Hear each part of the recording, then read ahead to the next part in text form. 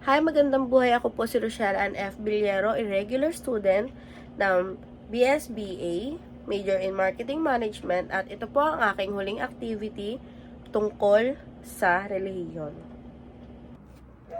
Para po sa ating unang katanungan, ano ang relihiyon mo at bakit mahalaga ito sa'yo? Ako ay Katoliko simula nung pinanganak pa ako. Mahalaga sa akin ang relihiyon dahil dito ako nagbe-base ng pang-araw-araw ko. Inumpisahan ko ang araw sa pagdadasal. Tinatapos ko ang araw sa pagdadasal din. Mahalaga sa akin ang relihiyon dahil naniniwala ako na meron tayong God na nag-guide sa atin. Para po sa ating ikalawang katanungan, ano ang pangunahing layunin ng relihiyon?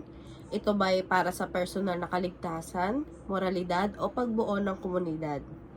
Siguro para sa akin, ano na lang, yung sagot ko, since maraming religion sa buong mundo, ang sagot ko na lang is para sa personal na kaligtasan ko na lang. Kasi yun nga, nakadepende kay Lord, yung will niya yung sa atin, what do you call that? Yung will niya yung magbibigay sa atin ng pang-araw-araw na na guidance, yun tama ka. Guidance, yung mga mangyayari sa atin sa araw-araw, siya lang yung nakakaalam. So, para po sa ating ikatlong katanungan, paano nagkakaiba ang mga relihiyon sa paniniwala, ritual, at tradisyon? Maganda yung tanong. So yun nga, bilang isang Katoliko, una muna sa lahat, may respeto ko sa bawat relihiyon sa mundo. Kahit ano man yan, Katoliko, Iglesia ni Cristo, Muslim. Ang mahalaga naman kasi is meron tayong sinasambang isang God. Kahit ano man tawag dito, basta isa lang yung sinasamba natin. Pero yun nga, since yung tanong mo is paano nagkakaiba-iba yung mga religion sa bawat mundo, siguro sa na lang, sa paniniwala. Yung iba kasi naniniwala sa mga santo, yung iba naniniwala sa kay Allah, yun, since sa Muslim, gano'n. Yun ang mahalaga lang naman talaga dapat is magrespetuhan tayo. Kailangan lang magrespetuhan para para kahit iba-iba yung natin, iba-iba yung sinasamba natin Diyos. Iba-iba yung tawag natin sa Diyos, mas maganda pa rin na iisa lang yung Diyos natin. So, para po sa ating ikaapat na katanungan, paano naaapektuhan ng relihiyon ang moralidad at etiketa ng isang tao? Best example ko na lang dyan is yung kasi ito medyo tong issue na to, kasi yung ibang religion kasi nasisiraan sa mga sinasamba.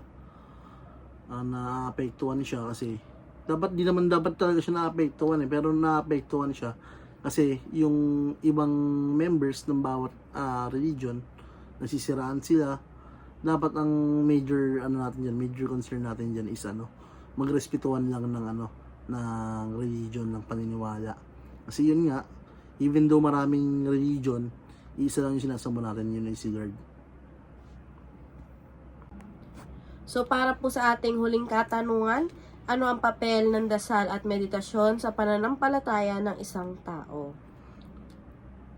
Marami siyang papel Pero yung pinaka-specific na lang siguro, everyday na magdadasal tayo, siguro ang pinaka dyan is yung guidance ni Lord. Kasi kahit sabihin natin hindi natin siya nakikita, hindi natin siya nakakausap, pero once kasi na sa yung spiritual ni Lord, parang mafe-feel mo na guidance ka, bless ka palagi.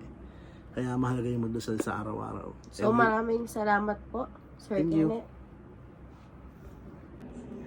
Base po sa aking interview, natutunan ko po na meron tayong iba't ibang relihiyon. Tulad ko po, ako po ay isang Christian, pero ako po ay madalas na magsimba sa Katoliko. Ako po ay dumadaan palagi sa simbahan ng Katoliko upang magkaroon din po ng maayos at payapang pagdadasalan. Siyempre, tayo pong mga tao, sa totoo lang, bihira po talaga tayo maka-attend ng mga misa.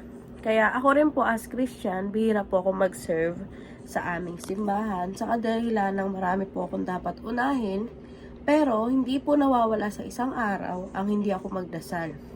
So, in summary po ng ginawa kong interview na to, para po sa akin, mahalaga po ang relihiyon. Pero hindi po mahalaga kung anong relihiyon ang meron ka dahil ang Diyos ay nakabase yan sa paniniwala mo. Ang Diyos ay para siyang bagay na hindi mo nakikita pero pinaniniwalaan mo. Katulad po ng mga aliens. Bakit may aliens? Pero wala pa masyado nakapagpatunay na nakita na natin ang alien. Parang same din po siya sa Lord. Wala pang nakakita ng clear na Lord sa buhay natin, pero tayo ay naniniwala dahil sa goodness ng Lord. And kung paano na tayo i-bless in different ways, kung paano mag-grace si Lord, kung paano niya tayo i-bless in different ways na kahit minsan, sa totoo lang sa puso natin po, madalas, nawawalan tayo ng tiwala sa Panginoon dahil sa mga nangyayari sa buhay natin, sa mga circumstances na kinaharap natin sa araw-araw. Pero, bakit patuloy pa rin tayo naniniwala at nagdadasal sa Kanya? Dahil totoo po si Lord. Pero, hindi natin kailangan makipag-debate sa iba tungkol sa Diyos. Kung ano pong paniniwala natin or paniniwala ng iba, irespeto na lang natin kasi yun din naman po ang sinabi sa Biblia na mahalin lang din po natin ang isa't isa. Yun lamang po at maraming salamat. Naway may natutunan kayo sa aking interview. Bye!